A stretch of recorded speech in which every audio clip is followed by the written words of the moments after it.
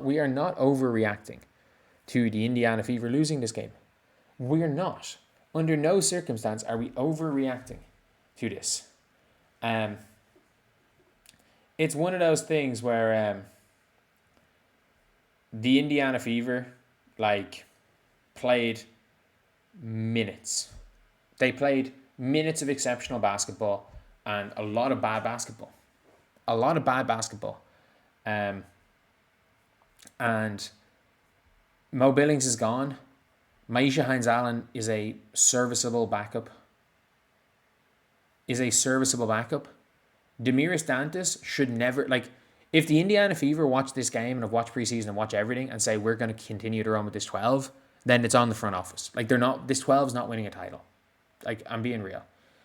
Like, it is. So someone in my chat just said Kelsey Mitchell plays defense. No, she doesn't play defense. She played defense better than Caitlin Clark today. I'll give her that. She doesn't play defense.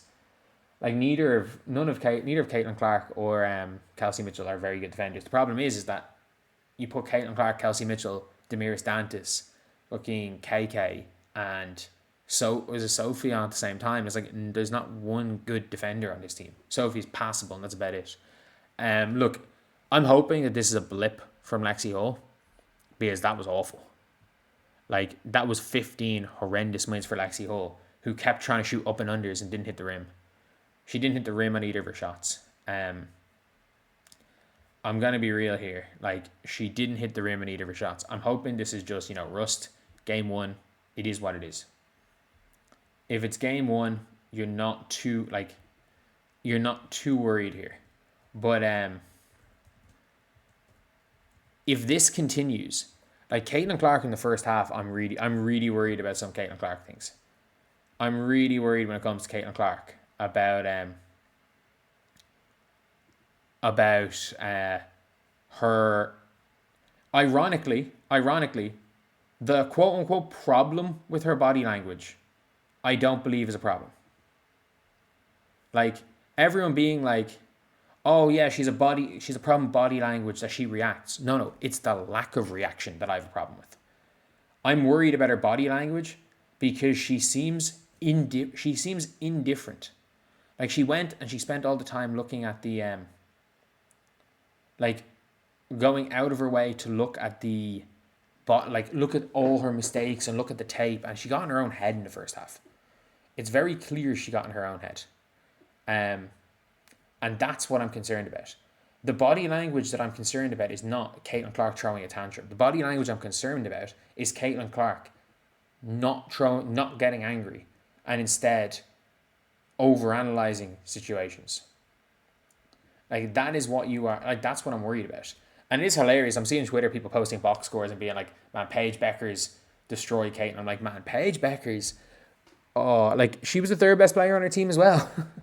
She was the third best player on the team. Who had the better game between the two of them? I think it's even. They both, like, Paige missed 2 free throws to ice a game. Like, both of them, like, Paige also could not guard Caitlin. Like, Paige Bueckers gets away with being a bad defender. And Paige Bueckers got away with it as well because 2 of her turnovers were given as team turnovers. She got stripped twice coming on out from rebounds. One of them got given as one of them was given as a team turnover, and the other was given as an offensive rebound. Like, she came down with the ball, tried to dribble, and got clipped from behind. It happened 3 times. Once was given as a Paige turnover, once was given as a team turnover, and once was given as a offensive rebound for the Fever. Like, if you are box score merchants, you'll pretend that Paige Bueckers had a really good game, which she had a really good first half. Like, I cannot stress it enough. Paige Bueckers had a good first half. And Paige Bueckers still annoys me in the way where you're like, look, Paige Bueckers could have had an efficient 30 there, but she chose to have an efficient 20. And people are like, oh no, she did it for the sake of the team. It didn't necessarily help the team that she's, like, Paige Bueckers not shooting the ball when she's shooting 80% from the field is not helping the team. There is no situation where passing up an open shot when you're shooting 80% from the field is a quote unquote positive team move. But I'm going to be real when it comes to the Fever. Their defense is complete garbage. I still think they're going to outgun most teams. Like, they talk this big game about defense, and they employ Demiris Dantas. Like, it's one thing. It's one thing. Like Caitlin Clark is a bad defender. We know Caitlin Clark. We know Caitlin Clark is on probably when she try. We saw it in the second half. Like when she tries, she's a good defender. The defensive effort isn't always there, which isn't a good thing. By the way, I'm not using that as an excuse. It's not a good thing. It is in fact a negative thing. But the problem is that the Indiana Fever have surrounded Caitlin Clark with bad defenders. Like it's as simple as that. The Indiana Fever have surrounded Caitlin Clark with bad defenders, not named Leah Boston. Lexi Hull, by the way, in this brand new way that referees are calling fouls at this point in time, unless she adapts, she's not a good defender. Like, that being said, like, I'm not overreacting. The Fever lost to a team that I do actually think is going to be in the playoffs. I think they're going to be in the playoffs. They are going to outgun enough teams, and they're going to beat all the bad teams, and they're going to win enough games against good teams. For me, that is definitely a surefire playoff team in the Wings. Look, I don't know exactly. Again, are the Dallas Wings going to be the greatest team in the world? No, they're not. They're definitely not going to be the greatest team in the world. That being said, look, we're going to be honest here. You can losing in a game like this is not the end of the world. If we see consistent Caitlin getting in her own head, if we see consistently the Fever not running back on defense, like Demiris Dantas herself caused 6 points from not running back on defense and giving up wide open layups. Demiris Dantas caused 6 points. Demiris Dantas gave up 4 offensive boards. She plays 13 minutes. She gave up 4 offensive boards. She caught 1 board in 13 minutes and just watched as her team gave up offensive boards.